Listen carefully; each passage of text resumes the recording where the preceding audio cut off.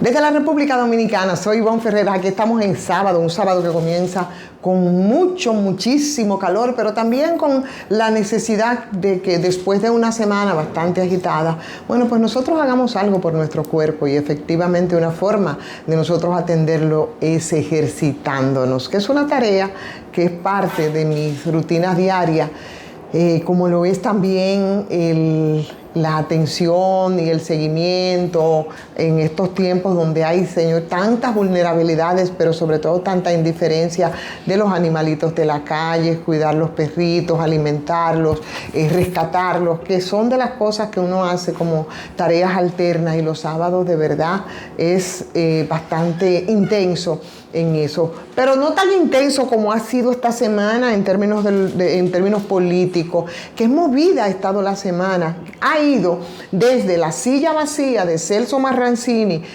en el foro de la Asociación Dominicana de Industriales Eléctricos, la ADIE, y EINTEC, que es un foro que ellos realizan cada año con temas diversos, y por supuesto el tema del sector eléctrico es un tema bastante importante, no solo por la crisis en la que se encuentra sumida en este momento, sino porque, señores, con el tema de la electricidad se mueve la producción, se mueve la economía, se traga mucho dinero en subsidio y pulveriza el bolsillo de los dominicanos, de esa calidad de vida de la que se dice se quiere elevar, frente a lo que es el golpeo sistemático con la crisis del sector eléctrico mientras algunos lucran, pues un sector que siempre va a ser importante. Y como es un sector importante, evidentemente que los que gravitan dentro de vamos a decir, no en el poder, sino de los que tienen que tomar decisiones, a ver si esto podría cambiar, bueno, pues esas propuestas, esas discusiones son importantes, y en ese sentido es por donde se organizó en este año el tema del sector eléctrico. Y que ustedes creen, la silla vacía, bueno, es porque justamente uno de los invitados principales, que era Celso Marrancini, por su condición de ser una de las personas que más decisiones debe tomar dentro del sector eléctrico, pues no fue. Estuvo como el gran ausente en ese foro, y parece que eso disgustó a muchos de los que estaban ahí interactuando, porque rodó esa foto a través de las redes sociales con la sillita vacía de Celso Marrancini en un espacio en donde tenía una intervención que era especial, porque es el vicepresidente del gabinete eléctrico, porque es el administrador de Punta Catalina, y porque es el presidente del Consejo Unificado de las empresas distribuidoras en momentos en los que se encuentran prácticamente quebradas. No sé si tendrá que ver con lo que habíamos publicado y que también les había conversado a través de este espacio respecto a las dobles funciones que realiza el señor Celso Marrancini dentro del sector, que como empresario privado de esa área y como funcionario hace negocios desde sus funciones, probablemente aprovechando sus posiciones para tener contratos con una de las empresas, o la única empresa generadora que tenemos nosotros estatal, que es EGI, y bueno, en una especie de choque, de conflictos de intereses, pero además golpeando seriamente al tema ético, pues el señor Celso Marrancini, para su empresa Multiparque, tiene contratos con la empresa EGI.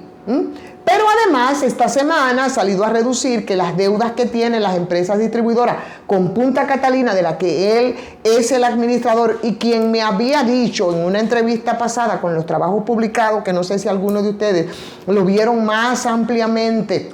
en el periódico Panorama, mucho más allá de lo que yo les he dicho, señores, son 214 millones que le deben las empresas distribuidoras a Punta Catalina. Al sector generador privado no se le debe un centavo. Y lo peor es que ellos están muy orgullosos de que no se le debe un centavo a ese sector, que ustedes recuerdan cuando nos daban esos apagones y decían, son apagones financieros de las empresas generadoras privadas que le vendían al Estado, el Estado no le pagaba y entonces ellos interrumpían. Ahora, a los privados no le deben un centavo. A las que tenemos que son estatales y que sí funcionan como es EGIC, entonces le deben todo el dinero del mundo. A Punta Catalina le deben todo el dinero del mundo. Y tú te preguntas, ¿qué es lo que pretenden hacer? ¿Quieren quebrarlas para luego privatizarlas? Bueno, ya la experiencia de la privatización la tuvimos. Y la tuvimos en 1999 cuando Leonel Fernández, en su gestión a nombre de una capitalización, privatizó las empresas distribuidoras. Después tuvo que volver sobre lo andado. Y es una experiencia que yo no veo por qué tenemos que repetirla. Y por supuesto, el caso de EGIC demuestra que desde lo estatal se puede hacer un buen negocio de generación, pero parece que eso no resulta un buen negocio para los que lucran a nombre de una crisis que ya lleva décadas y que nos impacta a nosotros en las costillas. No solo porque nos dan muchos apagones, no solo porque tenemos que pagar facturas, altas facturaciones, sino porque también tenemos que invertir en generarnos energía de manera alternativa cuando tenemos que comprar un inversor, cuando tenemos que comprar la batería, cuando tenemos que hacernos de una planta eléctrica. Es así. Quizás por todo eso, irresponsablemente, especulo yo,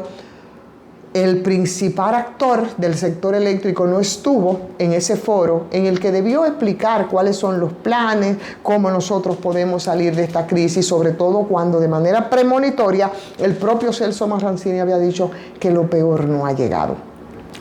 Y eso va desde la, señores, intervención un poco jocosa, pero que nos pone, a mí por lo menos me pone a reflexionar en el sentido de que, señores, nosotros no nos merecemos unos mejores legisladores. Ustedes oyeron lo de Antonio Marte, así, de chiste. Yo quisiera renunciar de esta maldita vaina. Y dijo una palabra que para mí es difícil pronunciarla, por lo menos a través de un medio masivo de comunicación, y esta transmisión, aunque modesta, llega a mucha gente. Pero ¿de qué se quejaba el senador Antonio Marte? Bueno, él se quejaba de la declaración jurada de bienes, que no debe ser de conocimiento público cuando se trata de legisladores, cuando se trata de funcionarios, y me están hablando de transparencia. Pero eso que dice Celso Marrancini, que parece como desde la ignorancia, que no lo es, yo creo que debe llamarnos a preocupación, porque si esos que son parte del primer poder del Estado nos salen con una pachotá a ese nivel, que yo estoy segura que lo dice Antonio Marte con su estilo chabacano, campechano y hasta gracioso. Y hasta gracioso, que para algunos será un chiste. Muchos de esos encumbrados también, y lo piensan igualito, porque eso cuestiona la posibilidad de muchos funcionarios que no declaran, y por eso se ha pegado el grito al cielo y se han rasgado las vestiduras mucho cuando se ha tratado de aplicar una ley que viene de 2014 para que los funcionarios, señores, hagan sus declaraciones juradas de bienes. No es tan simple, no es tan chistoso, aunque en boca de Antonio Marte parezca un chiste. No lo es. Como no es un chiste, como nos atiborraron durante toda esta semana con todas esas reformas y más reformas, yo creo que en 2 intervenciones he planteado el caso. ¿Cuál es la necesidad que tiene el gobierno de meternos todo como si fuera caña para el ingenio, todas las reformas de un tirón, a ese Congreso además que es en su mayoría sinvergüenza, irresponsable, poco creíble, mercachifles, venduteros de la política? Lo sabemos, siempre ha sido así. Entonces, ¿para qué meter todas esas reformas juntas? Para que le den a sí mismo como caña para el ingenio, le den por arribita, no vean nada, no analicen nada, no lean nada. Y ya sabemos que los legisladores,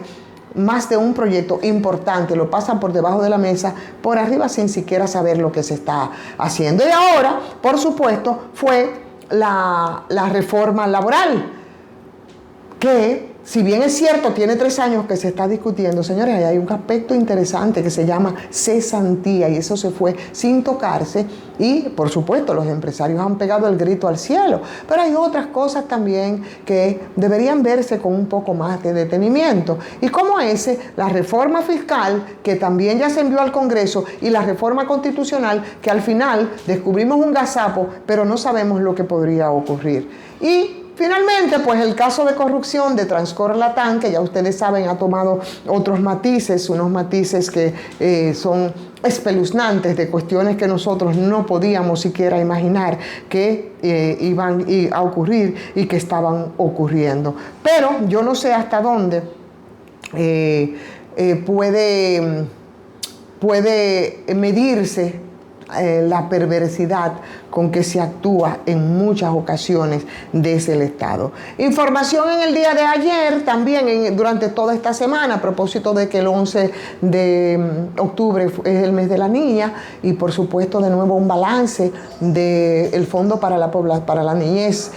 UNICEF, ¿no?, de las Naciones Unidas, y ahí nos dicen, señores, de que de cada 10, 5 niñas embarazadas, 5 son menores de edad, están entre 15 y 19 años, y eso es terriblemente preocupante, porque eso no solamente lacera la vida de esas niñas que no pueden desarrollarse ni física ni emocionalmente, sino que eso tiene un impacto en términos de la salud pública que es increíble, es increíble. Por eso nosotros mantenemos ese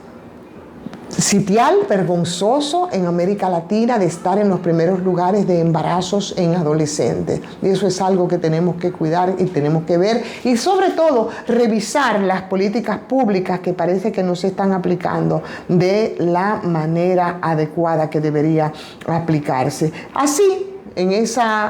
con esas informaciones, bueno, pues ha transcurrido esta semana bastante movida, bastante agitada, con un tema sobreponiéndose al otro, sin que uno y otro sean menos preocupantes y merezcan la reflexión de todos y cada uno de nosotros. No podemos perder las perspectivas, tampoco podemos perder las esperanzas, pero sobre todo no podemos distanciarnos del papel que a nosotros como ciudadanos y como ciudadanas nos corresponde para seguir presionando a quienes tienen en sus manos las decisiones y el poder, para que esas decisiones impacten en una vida de más dignidad y más equidad para todos y para todas. Y con esto, bueno, pues desearles un muy buen fin de semana, pidiéndoles que le den like a esta transmisión y que la compartan con otras personas. De agradecer, claro está, como siempre, a la farmacia GBC, que siempre con su 20% de descuento en todas sus sucursales, bueno, impacta un poco en la economía de los menos pudientes. Gracias a GBC, 100% dominicano. Suscríbanse a este canal de YouTube si no lo han hecho, y si lo hicieron y desean hacerlo también, a patreon.com/ estaré muy agradecida. Nos reencontramos el próximo lunes. Soy Ivonne Ferreras.